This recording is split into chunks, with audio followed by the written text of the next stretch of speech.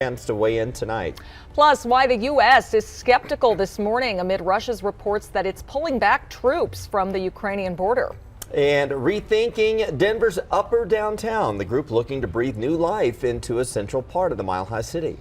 We're vested in downtown. We love it. We're not going anywhere. No, we're not. So we want to make it great. Well, downtown's going to look a little bit different later today, taking a live look outside. Pretty clear start to the day across the Front Range, but it is a Denver 7 weather action day as we head out to the high country. The flakes are already falling and winter weather is set to be impacting the Front Range by this afternoon. And with most of this storm, you guys, we're going to see most of the snow here. In fact, that was a shot there from Steamboat Springs where they'll pick up about 2 to 4 inches. Here in town, we're going to double that, right around 4 to 8 by tonight. Right now, we're in the 20s. We're going to see sunshine through. It looks like mid-morning, and then by noon, snow will start to develop north near Fort Collins. Slick roads in Denver by 4 o'clock, and then we'll see some heavier snow, moderate to heavy snow between about 4 and 9, and then things will gradually clear out tonight. But we are in for a winter storm warning that goes into effect at 2 o'clock this afternoon because it is going to make for a difficult drive tonight. That warning in effect until 5 o'clock tomorrow morning. So you're going to find temperatures only in the 20s to 30s through the afternoon, and take a look again right around 12 o'clock as that snow starts to push farther south. We'll take a closer look at some of the potential totals and how much we're expecting in your neighborhood by tonight coming up. And we had a pretty wild wreck on southbound I-25 this morning. All lanes on the highway are open. We also had one on the northbound side, but the southbound one between 6th Avenue and Alameda. Take a look from earlier, Air Tracker 7, where this guy who was driving a Subaru went up and over the barrier wall here and down into the South Platte River, landed right there. The driver was able to get out, actually walked around the river for about 20 minutes until it could get over to the shore and be helped out by the paramedics and the firefighters. But what a crazy story. And the car remains. All lanes of I-25 are open, both on the north and southbound side, as you can see from the drive times, but still sluggish here, unfortunately. And we do have now lanes open. As you take a look from the camera, I-25 at 84th Avenue had a big wreck up here as well, blocking up the right lanes, but lanes are open now, but traffic was backed up to 120th Avenue, so still stop and go traffic for you folks on the north side trying to get to downtown Denver. Still real busy in a lot of spots, including out to the west side of town with a crash on Kipling just north of 285.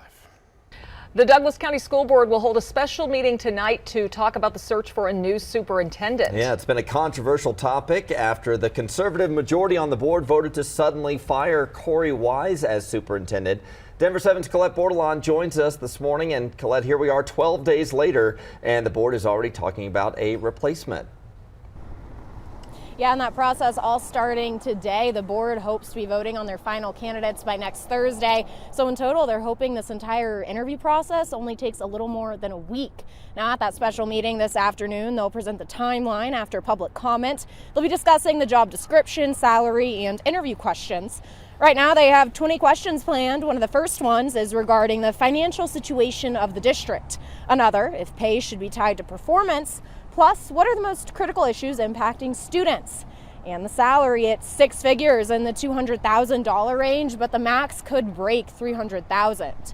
From there, they'll post the job tomorrow internally for district staff to apply. Next Tuesday, they want to be discussing the applicants and decide which candidates they'll interview. Then on Thursday, during the special meeting, those interviews should be happening, along with public comment and a vote on the finalists. But even if the board makes a quick decision, they can't make a final employment offer until sharing the list of finalists publicly for 2 weeks. That's a rule from the Colorado Association of School Boards. Now, once this timeline is over, the board does say there's going to be the chance for the public to express their opinions. Parents, staff, and teachers, they can all have their own different forums to do so. And constituents, of course, can email in their thoughts at any time or schedule to be a part of public comment at future meetings. Live in Castle Rock, Colette Bordelon, Denver 7. Yeah, and public comment is set to happen tonight as well. Colette, and the comments could get kind of heated over this timeline based on what we're seeing on Facebook. Board member Susan Meek posted asking for people's input on the timeline. Her post has already received nearly 200 comments, and most from people saying that 1 week is not enough time. Switching gears and taking a live look this morning from the Ukrainian capital of Kiev, where it seems quiet from this vantage point, but new overnight, Russian President Vladimir Putin said his country will be returning more troops and weapons to its bases, signaling a de-escalation along the border. But the United States remains skeptical, as President Biden says an invasion of Ukraine remains a real possibility and that Americans will have to be prepared to pay a price if that happens. ABC's Cecilia Vega has the latest. This morning, with Europe on the brink of war, new images showing more U.S. forces from Fort Campbell deploying to Poland. While at the White House, President Biden holding out hope for diplomacy, but issuing a stern new warning to Moscow. Let there be no doubt. If Russia commits this breach by invading Ukraine, responsible nations around the world will not hesitate to respond. Russia claims it has pulled back some troops from Ukraine's border, even releasing this new video claiming it shows forces leaving Crimea. But so far, the U.S. has seen no evidence of a withdrawal. We have not yet verified the Russian military units are returning to their home bases. Sources tell ABC News the U.S. believes Russian troops have actually moved closer to Ukraine's border and are now in position to attack. Officials believe an invasion would likely begin with electronic warfare and aerial bombardment on critical infrastructure before entering Kyiv and taking control of the government, with plans to complete the mission in 24 to 72 hours. But the Russians would face steep resistance, and there would likely be thousands of casualties. Ukrainian soldiers and military personnel actually far outnumber the 150,000 Russian forces assembled. This is not a conventional force-on-force kind of military.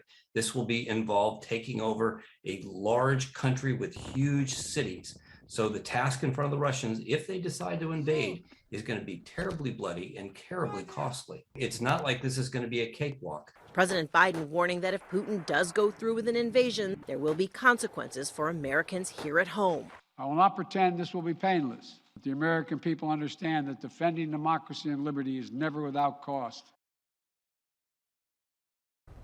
Meanwhile, back here at home, developers in Louisville can start planning to rebuild neighborhoods destroyed by the Marshall Fire.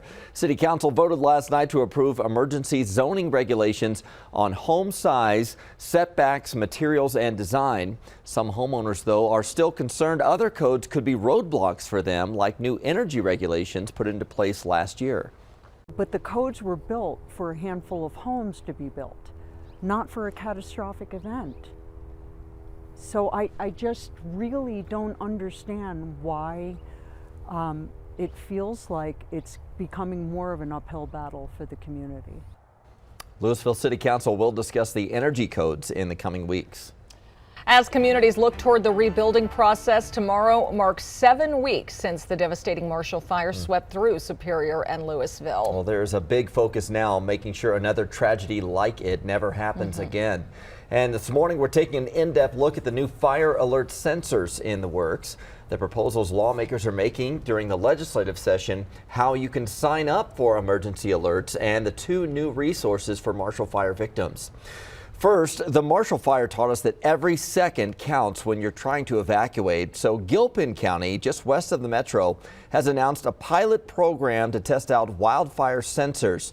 N5's wildfire detection system can sense heat and other air quality changes. As we saw with the Marshall Fire, how quickly that fire spread in dry climate and drought areas of the county, we would have the same issues and concerns that we would need to be able to respond efficiently and quickly to take care of that fire. In fact, while conducting a test, a pile actually reignited in the evening, and the sensors alerted county officials 36 minutes before the first 911 call came in. Gilpin County plans to start with 16 to 20 sensors, but they're working on funding to buy 150 to 200 of them. Right now, state lawmakers are working on several wildfire bills. One would create a grant program to help landowners and counties with wildfire mitigation. It would also have money for wildfire recovery. And another bill would offer incentives for local governments to do mitigation work and forest management. No matter where you live, the best way to know about a fire or any emergency is to sign up for emergency alerts in your city or county. There are different systems used throughout the metro, but most of them automatically call landlines. So if you want your cell phone to get the alert, you have to sign up.